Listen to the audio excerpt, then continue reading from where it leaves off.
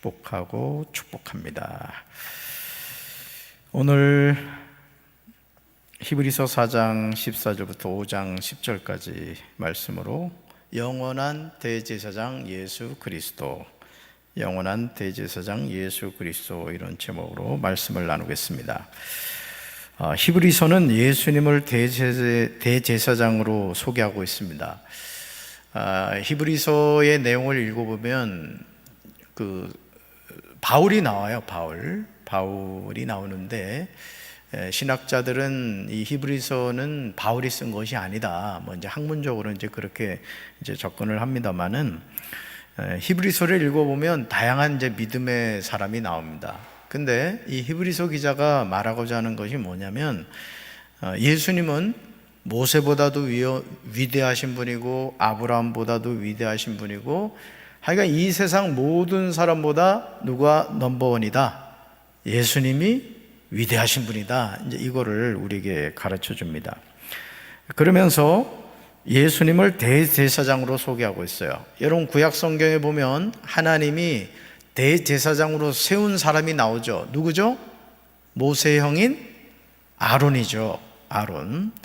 하나님이 아론을 이스라엘의 대제사장으로 세우셨고, 그의 자녀들이 그 제사장의 직분을 감당하게 하는 것을 보게 됩니다.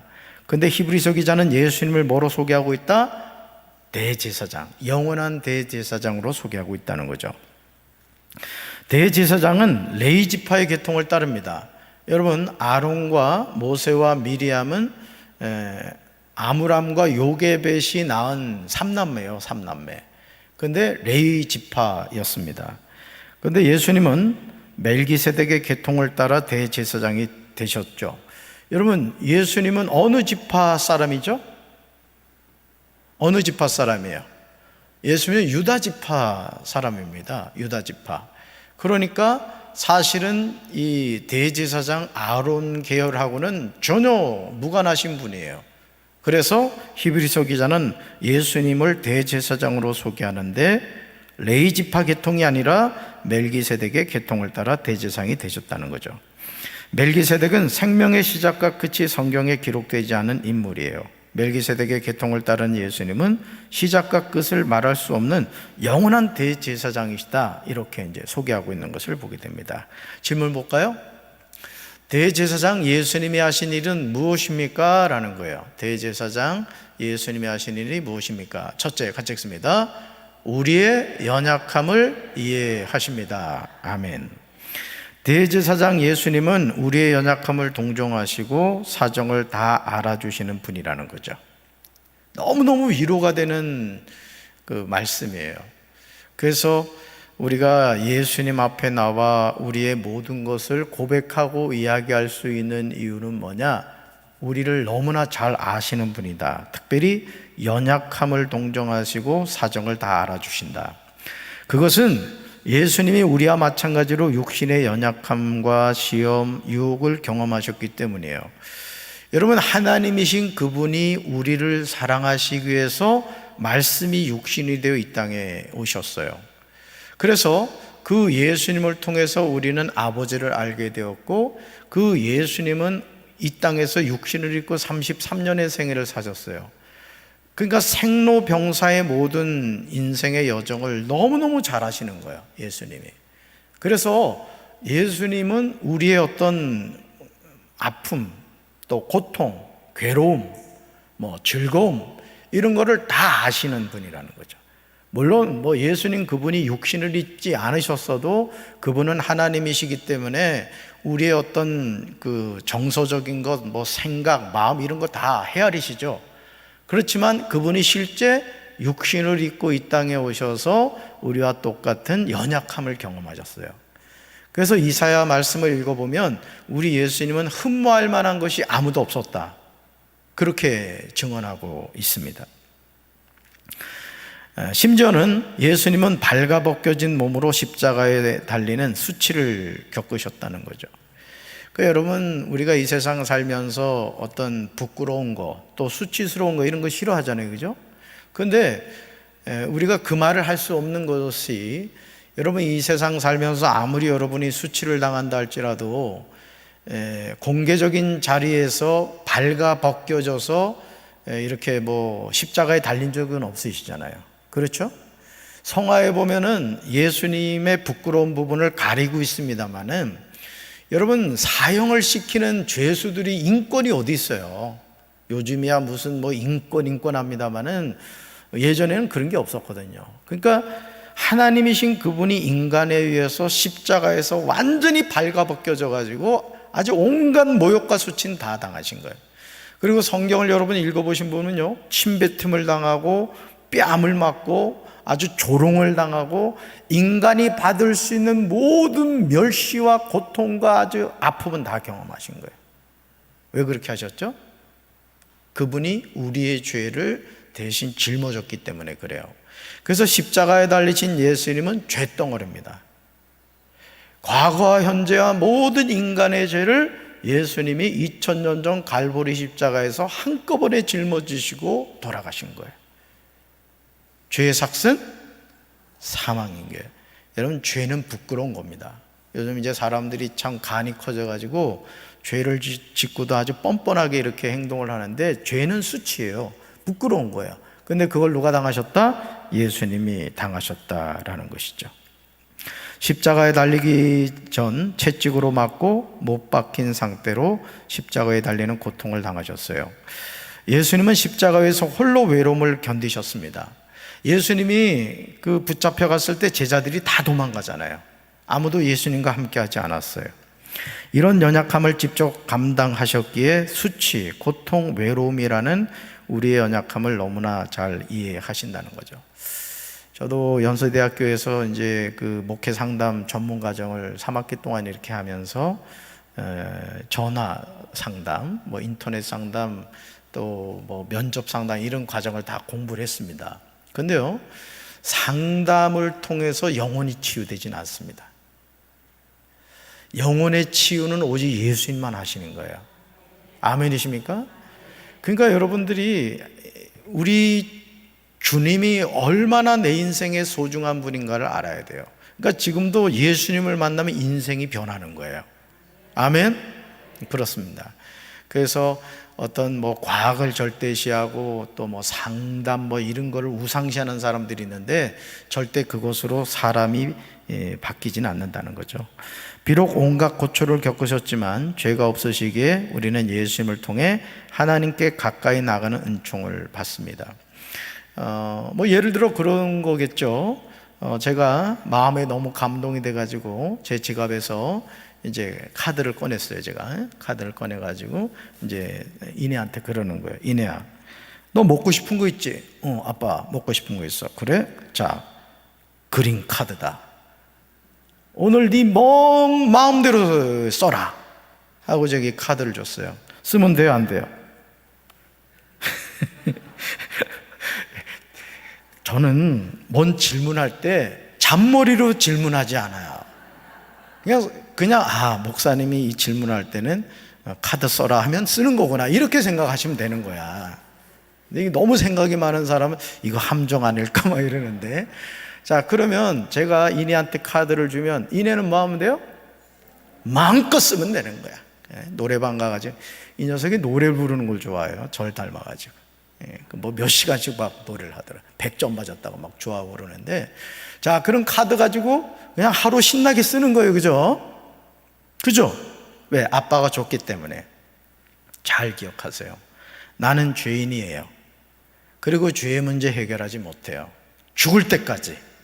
근데 주님이 2000년 전 갈보리 십자가에서, 재진아, 내가 너 위에 십자가 진다. 너의 죄는 이제 나에게 다 왔어. 내가 너의 죄 문제 해결해 줄게. 너는 나의 자녀야 하고 죄 문제 해결해 주셨어요. 플라스틱 카드도 아빠가 딸에게 주니까 자기가 먹고 싶은 거, 쓰고 싶은 거 다 쓰는데, 살아계신 하나님이신 그분이 나 위해서 십자가 지셨어요. 죄가 해결돼야 안 돼요? 완전히 해결되죠. 기뻐해야 돼요? 감사해야 돼요? 그 말이지. 그러니까 우리가 이런 거를 느끼고 살아야 되는데 이제 그걸 모를 때가 많다는 거죠. 자, 하나님께 나아가는 방법은 딱 한 가지입니다. 착하고 선하게 사는 것, 내가 뭐 박사학위를 몇 개 따고 이거 아니에요. 하나님께 나아가는 유일한 길은 따릅시다. 오직 예수. 아멘. 하나님은 성경을 읽어보면요, 공식을 정해 놓으셨어요. 너 나 만나고 싶어? 너 죄인인 너가 나 만나고 싶니? 길을 알려줄게. 내가 곧 길이요 진리요 생명이니 나로 말미암지 않고는 아버지께로 올 수 없어. 예수를 통해서만 날 만날 수 있어. 아멘. 그걸 알려주신 것이죠. 그러므로 예수님을 고백하는 신앙을 굳게 잡아야 돼요. 신천지 이만희 아무리 따라가 보세요. 지옥 상속 갈 겁니다.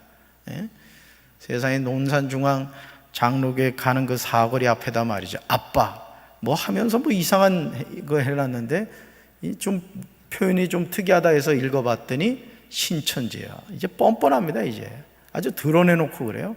예전에는 두더지처럼 그리더니 이제 아주 뻔뻔하게 드러내고 포교 활동을 하고 있어요. 정신 차려야 될 줄로 믿습니다. 하나님 만나는 길은 누구밖에 없다? 예수님밖에 없다. 자, 두 번째 질문 볼까요? 대제사장 예수님이 하신 일은 무엇입니까? 둘째 X입니다. 순종의 모범이 되셨습니다. 아멘. 사람으로 오신 예수님은 우리가 느끼는 고통을 동일하게 느끼셨어요. 인류의 죄를 대신하는 고난이었기에 더욱 견디기 힘겼습니다. 사실 저는 그런 생각을 했었습니다. 예수님 하나님이시잖아. 하나님은 어떤 분이시죠? 전지전능하시고 무소부재하신 분이에요. 그분은 죽은 나사로를 살리셨어요. 열대를 혈루증으로 앓던 여인이 예수님의 옷자락 만졌는데도 그렇게 고치려고 했던 병을 못 고쳤는데 그냥 순간 나아버렸어요. 그리고 그분이 요단강에서 세례받고 올라오실 때 하늘이 열리고 성령이 비둘기같이 임했어요. 그분이 말씀하시니까 오병이어의 기적이 일어났어요. 못하시는 일이 없으셨던 분이에요. 자, 그럼에도 불구하고 예수님은 우리가 느끼는 고통을 동일하게 느끼셨다는 거죠. 인류의 죄를 대신하는 고난이었기에 더욱 견디기 힘겨웠다는 거죠. 그래서 통곡하시며 하나님께 큰 소리로 기도하셨습니다. 예수님이 간질에 걸린 그 아이를 제자들에게 데리고 와서 고쳐달라고 했을 때 예수님은 변화산에 올라가 계셨단 말이에요. 자, 그리고 그곳에서 모세와 엘리야를 만났죠. 그러니까 베드로가 뭐라고 해요? 주님, 여기다 우리 초막 짓고 삽시다. 문제 많은 저 세상 뭐하러 내려가요? 그랬더니 아니다, 우리 내려가야 된다. 내려가 봤더니 어떤 일이 일어났어요? 그냥 그 간질거리는 아이 때문에 막 씨름하고 있는 거예요. 그러면서 주님이 이런 말씀을 하십니다. 따라합시다. 기도 외에는 이런 유가 나갈 수 없느니라.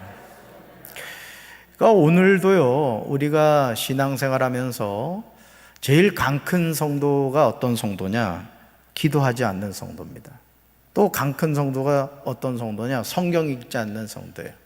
또 강 큰 성도가 어떤 성도냐? 예배를 수시로 빼먹는 성도예요. 여러분, 구원받은 하나님의 자녀인 거 믿습니까? 여러분 정말 천국 가고 싶어요? 그렇다면 여러분은 지금부터 천국 백성으로 살아가셔야 되는 거예요. 그게 중요한 거거든요.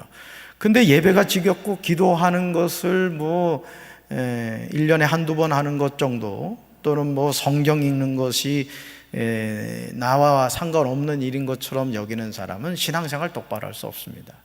여러분들이 꼭 깨달아야 될 말씀이에요. 예수님조차도요, 통곡하시며 하나님께 큰 소리로 기도하셨어요. 자, 마태복음 26장 39절에 이런 말씀이 나옵니다. 만일 함을만 하시거든 이 잔을 내게서 지나가게 하옵소서. 여러분, 예수님이 하나님이셨기 때문에 제가 어린 시절 어떤 생각을 했냐면, 그분이 하나님이시잖아.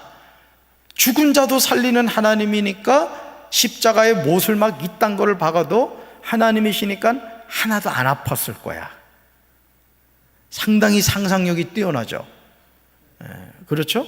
그리고 예를 들어서 여기 대못을 박는다 할지라도 하나님이시니까 눈만 한번 깜빡하면은 이 못자국이 그냥 없었던 것처럼 사라지지 않겠어요? 그래요, 안 그래요? 이 마스크를 쓰고 있으니까 도대체 뭔 얘기를 하는지 모르겠어요. 제가 그런 상상을 했다고요. 근데 만약 예수님이 그러셨다면 그분은 우리 주님이 되지 못해요. 왜냐하면 십자가에 달린 예수님은 나예요, 나. 죄인인 나라고요. 죄의 값을 지불해야 되는 죄인이라고요. 그러니까 죄에 대한 값을 지불하려면 반드시 뭐가 따라요? 고통과 아픔이 따르는 거예요. 마치 자녀를 잉태한 산모가 아기를 낳기 위해서 산통을 겪어야 되는 거하고 똑같은 거예요. 그러니까 여러분, 우리가 죄 사함을 너무 쉽게 생각합니다만은 예수님의 고통과 아픔을 통해 우리가 영적인 자녀가 되었다는 걸 믿으시길 바랍니다.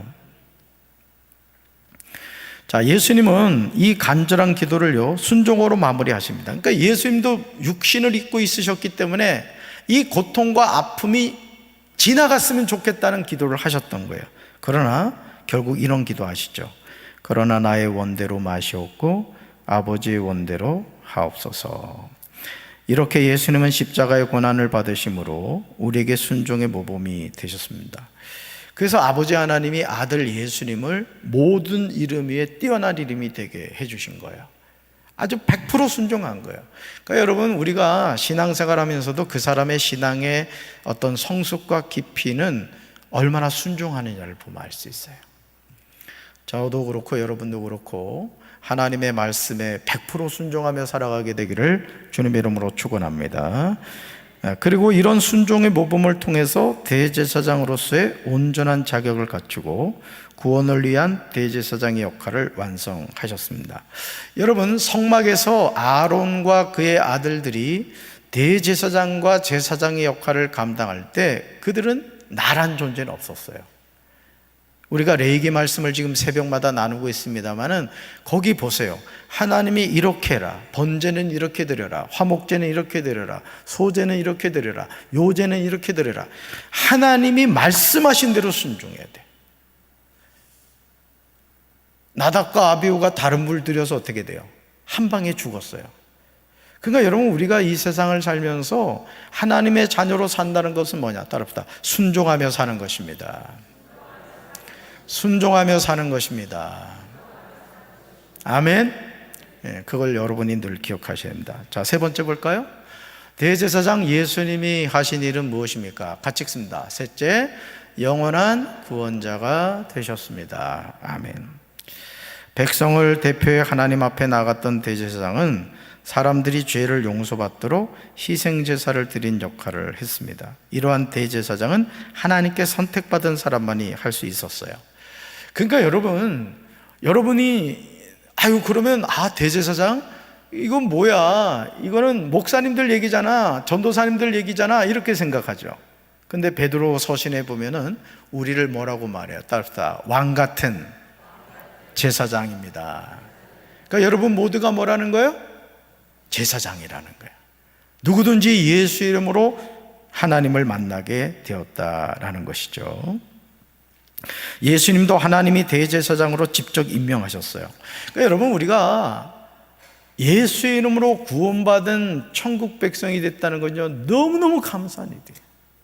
정말 감사한 일이에요. 감사해요? 제가 이렇게 얘기하면 지금 모를 거야. 이제 죽어봐. 죽어서 천국 가면 목사님 그때 얘기가 이 얘기였구나, 이제 알게 될 거라고. 진짜요. 지금 살아있다고 말이죠.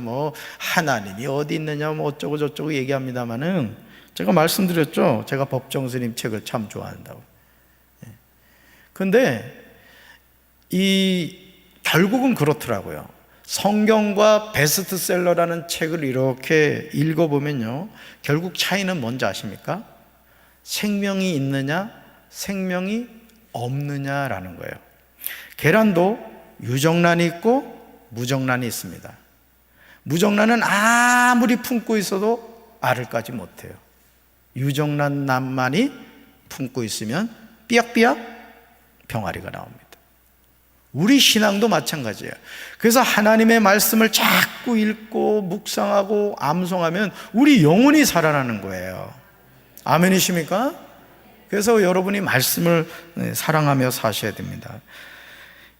여러분, 레위 지파 아론 계통의 대제사장들과는 차원이 달리 멜기세덱의 계통을 따라 임명받은 영원한 대제사장이 되셨다. 그러니까 여러분, 레위기 말씀으로 다시 돌아가면 우리가 지금 살펴보고 있는 말씀을 보면 수많은 제사가 있어요. 그죠? 제사를 드리려면 반드시 뭐가 있어야 돼요? 피가 있어야 돼. 피. 우리 하나님은 피를 좋아하시나 봐. 그래서 항상 짐승을 잡아서 하나님께 속죄 제사를 드려야 됐단 말이에요. 이런 피는 뭐죠? 생명입니다. 생명. 그러니까 하나님을 만나기 위해서는 애꿎은 짐승의 생명을 바쳐야만 하나님을 만날 수 있게 되었다라는 것이죠. 하나님 아버지께 대제사장의 직무를 받은 예수님은 자신을 희생제물로 바쳐 우리를 위한 속죄 제사를 드렸다는 거예요. 자, 구약에 나오는 대제사장들은 짐승을 잡아 바치잖아요. 그럼 그 효력이 1년밖에 되지를 못하는 거예요.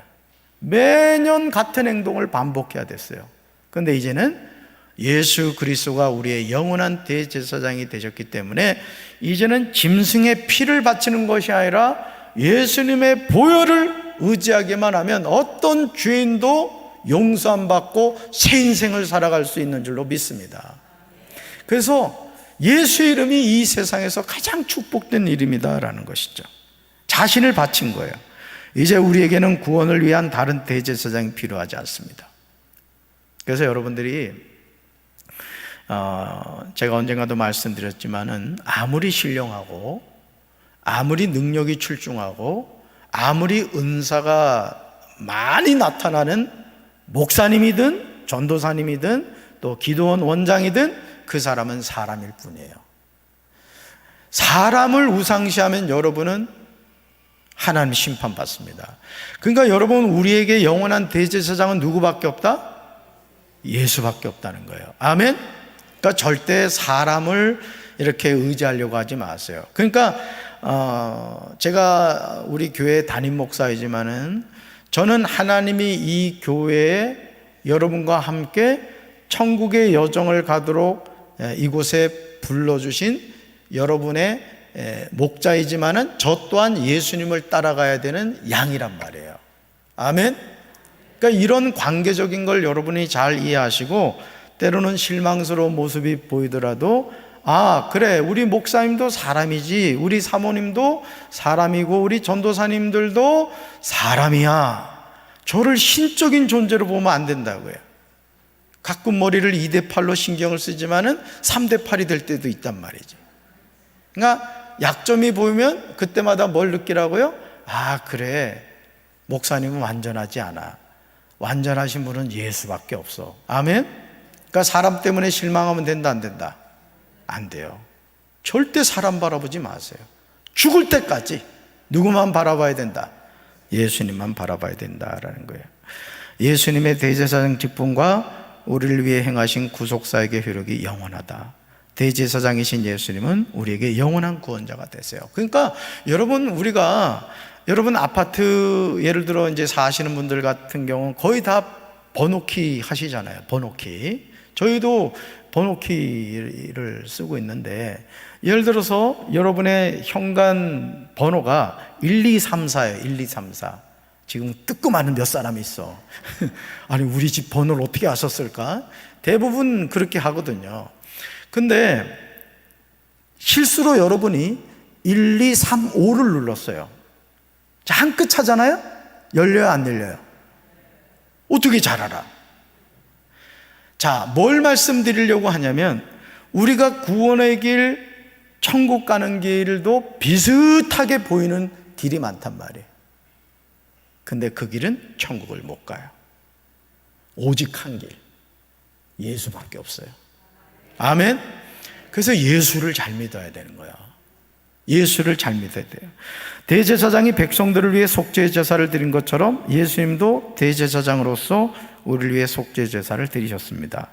대제사장이신 예수님은 우리를 위해 자신을 속죄 제물로 드리셨다는 거죠. 오늘인가요? 아베 전 총리가 총에 맞아 죽었습니다. 그죠? 67세인가 밖에 안 됐는데, 3m 거리에서 총을 쏴가지고 죽였다 그래요. 여러분, 우리 인생은 그렇습니다. 내일을 알지 못해요. 그런데 예를 들어 그렇습니다. 내 목숨을 내어놓으면 내 자녀를 살릴 수 있다. 한 가지 예예요. 여러분, 어떻게 하셨겠습니까? 내 목숨을 내어놓으면 죽어가는 내 자녀가 산다. 그러면 특별한 부모가 아닌 이상은 그렇게 선택합니다. 나는 그래도 좀 살았으니까 내 자녀는 더 살았으면 좋겠다는 그 마음을 부모는 누구나 갖고 있어요. 자, 보세요. 우리 예수님도 죄인인 우리에게 생명의 길을 주시려고 하나밖에 없는 생명을 주신 거예요. 그래서 우리는 새 생명을 얻게 되었죠. 자, 예수님은 자신의 생명을 바치셨고 우리는 그 예수님의 죽으심 때문에 새 생명을 얻게 되었어요. 자, 엄밀하게 보면 예수님이 죽을 때 누가 죽은 거예요? 내가 죽은 거예요. 예수님이 사흘 만에 부활하실 때 누가 산 거예요? 내가 산 거예요. 자, 그래서 우리가 뭐라고 얘기를 하냐면은 이제는 내가 사는 것이 아니에요, 오직 내 안에 그리스도께서 사신 것이라고 고백합니다. 우리의 신앙이 깊어진다는 것은 뭘 의미하느냐? 아, 그래, 나는 이미 2000년 전 죄로 말미암아 죽었어. 내가 사는 것이 아니야, 내 안에 예수님이 사는 거야. 이걸 깨닫는 사람은 하루하루의 삶이 예수 그리스도의 구원받은 자로서 살아가는 거예요. 내가 직장생활을 한다, 사업을 한다. 내 직장생활이 아니고 내 사업이 아닌 거예요. 주님이 나에게 맡겨주신 성직이 되는 거죠. 할렐루야. 저는 저와 여러분이 그런 마음가짐을 갖고 살게 되길 주님의 이름으로 축원합니다. 우리의 죄를 용서받게 하시려고 고난을 감당하신 순종의 모범이었습니다. 이렇게 하심으로 예수님은 우리를 하나님의 보좌로 인도하는 구원자가 되셨어요. 예수님을 의지하면 하나님과 화목을 이루어가는 성도가 될 수 있다는 거죠. 저와 여러분 끝까지 이 길에 낙오하지 말고 예수님 손 꼭 붙잡고 끝까지 천국 백성으로 살다가 천국에서 깨어나는 우리 성도들 되기를 주님의 이름으로 축원합니다. 우리 말씀 행하기 묵상 질문 보겠습니다. 첫째, 같이 읽습니다. 예수님께 이해받고 싶은 나의 연약함은 무엇입니까? 우리 15절 읽어볼까요? 우리에게 있는 대제사장은 우리의 연약함을 동정하지 못하실 리가 아니요 모든 일에 우리와 똑같은 시험을 받으시니로되 죄는 없으시니라. 아멘. 이게 쉽게 말하면 이거예요. 다 안다 이거예요. 예수님은 우리의 모든 것을 다 안다 이거죠. 여러분, 부모님이 자녀들에게 교훈을 많이 해주죠. 그렇죠? 물론 자녀들은 부모는 교훈을 한다고 생각하지만 자녀들은 잔소리를 한다 이렇게 해석을 해요. 그럼 왜 부모님이 그 말을 하죠? 살아봤기 때문에 그래요. 내가 인생을 이렇게 살아보니까 얘야, 이럴 땐 이렇게 해야 되더라. 내가 이렇게 살아봤더니 이렇게 되더라는 걸 알고 있어요. 그러니까 자녀에게 자꾸 이야기를 하게 되죠. 우리 예수님도 마찬가지라는 것이죠. 우리 예수님도 우리 인생의 모든 연약함을 아신다 모르신다? 아신다. 그래서 여러분들이 어떤 아픔과 고통이 있을 때는 사람에게 얘기하려고 하지 마세요. 사람에게 얘기하잖아요? 다음날 강경 뉴스에 나옵니다. 100% 나와요, 100%. 그러면서 또 이렇게 나옵니다. 기자가 이 얘기는 절대 하지 말라는 내용이었습니다. 누구한테 하라고요? 예수님한테 하세요. 아멘. 자, 두 번째 질문 봅시다. 같이 읽어요. 예수님을 본받아 순종해야 할 것은 무엇입니까? 8절 읽습니다. 그가 아들이시면서도 받으신 고난으로 순종함을 배워서. 아멘. 누구 아들이에요? 하나님의 아들이에요. 근데 고난을 받으셨대요. 왜? 누구 때문에? 우리 죄 때문에. 순종함을 배웠다는 게 뭐예요? 십자가에서 못 박혀 죽으셨다는 거예요. 끝까지, 죽기까지 순종하셨다 이거예요. 그러니까 우리도 끝까지 뭐 해야 된다? 순종해야 된다. 광야의 여정에서는요, 하나님 바라보는 길 외에는 살 길이 없습니다. 이걸 놓치지 마셔야 돼요. 길이 아닌 곳을 가면은 100% 거기서 죽습니다. 길과 진리와 생명 되시는 예수님만 따라가는 우리 성도들 되길 바랍니다. 그 다음 세 번째 질문 볼까요? 영원한 구원자이신 예수님을 누구에게 전하고 싶습니까? 이거예요. 9절 읽습니다. 온전하게 되셨은즉 자기에게 순종하는 모든 자에게 영원한 구원의 근원이 되시고. 보세요. 자기에게 순종하는 모든 자에게 영원한 뭐가 된다? 구원의 근원이 되신다는. 이건 뭘 의미하죠? 누구나 구원받을 수 있다 이거예요. 이 세상에서 하나님이 구원의 길에서 제외해 놓은 영혼은 없다는 거예요. 바꿔 말할까요? 뭐 하란 얘기예요? 복음을 전하라 이거예요. 전도하라 이거예요. 저는 저와 여러분이 이 세상을 사는 이유가 전도가 되길 바랍니다. 내 남편에게 복음을 전하고, 내 아내에게 복음을 전하고, 사랑하는 자녀들에게 복음을 전하고, 일가 친척 형제자매 내 이웃에게 복음을 전하는 것을 여러분의 영원한 업으로 삼으시길 바라요. 할렐루야. 삶의 적용 뭘까요? 같이 읽습니다. 한 주 동안 기도하면서 내 연약함을 이해하시고 함께 하시는 예수님의 임재를 느껴봅시다. 아멘. 이제는 외로워하지 마세요. 나의 연약함을 이해하시고 함께 하시는 예수님의 임재를 늘 경험하시기 바랍니다. 우리 96장 찬송합니다.